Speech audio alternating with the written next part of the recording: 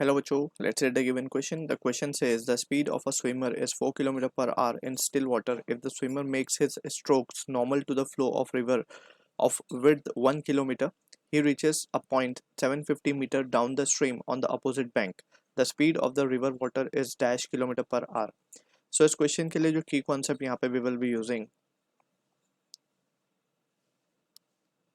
is a simple concept of relative motion in two dimension.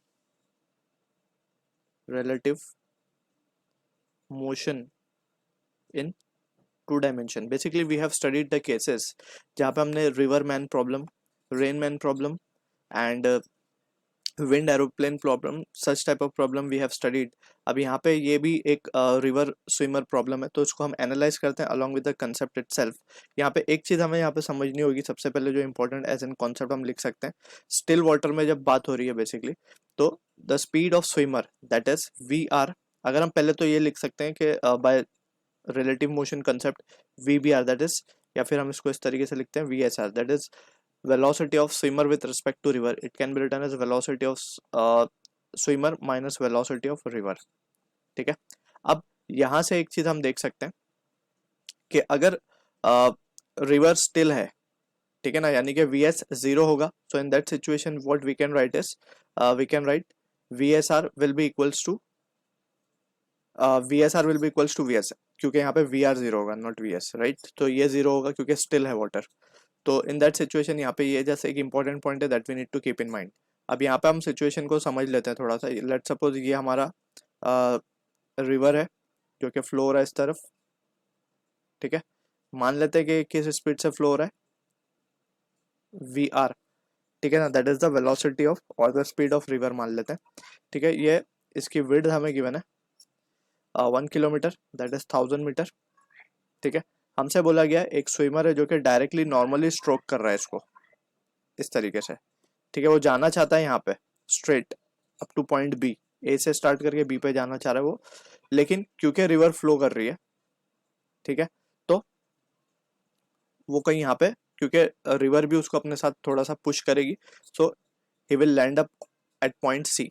तो हमसे question में क्या पूछा गया कि he reaches a point 750 meter down the stream, यानी कि ये जो डिस्टेंस हमें दिया है जिसको हम ड्रिफ्ट बोलते हैं, ये गिवन है हमें 750 मीटर, ठीक है. वो इतना ड्रिफ्ट हो गया अपने एक्चुअल पोजीशन से. अब हमसे पूछा गया we are interested in calculating the speed of the river, यानी कि वी आर हमें कैलकुलेट करना है. और ये अगर हम देखें ध्यान से तो ये हमें वी बी आर गिवन है या फिर वी एस आर गिवन है, राइट. तो अब यहाँ पे अगर हम देखें ध्यान से, सबसे पहले तो हम टाइम निकाल लेते हैं अपोजिट बैंक पे पहुंचने के लिए जो टाइम लगेगा. अगर वो सीधा जाता ए से बी की तरफ, तो जो वेलोसिटी रिस्पॉन्सिबल होती है उसे ले जाने के लिए वो होती वी एस आर. तो यहाँ पे जो टाइम लगता वो टाइम कितना होता, टाइम होता हमारे पास डिस्टेंस यानी कि डी जो कि विड्थ है basically, distance upon the speed, right. अब यहाँ पे डिस्टेंस हमें गिवन है 1000, स्पीड हमें गिवन है 4 किलोमीटर पर आवर, तो इसको अभी 4 ही रख रहे हैं ऐसे, ठीक है. इसको हम बोल देते हैं लेट्स से एक्सप्रेशन नंबर 1. अब हम ध्यान से देखें तो ये जो BC डिस्टेंस है, जितना टाइम उसको ए से बी में जाने में लगता, राइट, या फिर हम बोल सकते हैं कि जितना उसको अपोजिट बैंक पे जाने में टाइम लग रहा है, तो उतने टाइम में ड्रिफ्ट भी हुआ है इस तरफ BC, ठीक है ना. तो BC का जो डिस्टेंस है बेसिकली ड्रिफ्ट, जिसको हम लेट्स से x बोल देते हैं, तो x क्या हो जाएगा हमारे पास, x will be equals to distance जो कि है d अपॉन,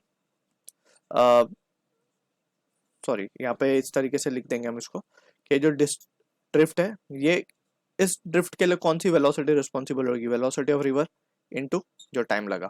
अब टाइम हमने कैलकुलेट कर लिया ऊपर, तो we are into 1000/4, time same ही लगने वाला है. देयरफॉर यहाँ पे हम क्या लिख सकते हैं, वी आर हमें फाइंड करना, तो we R will be equals to 4 into x.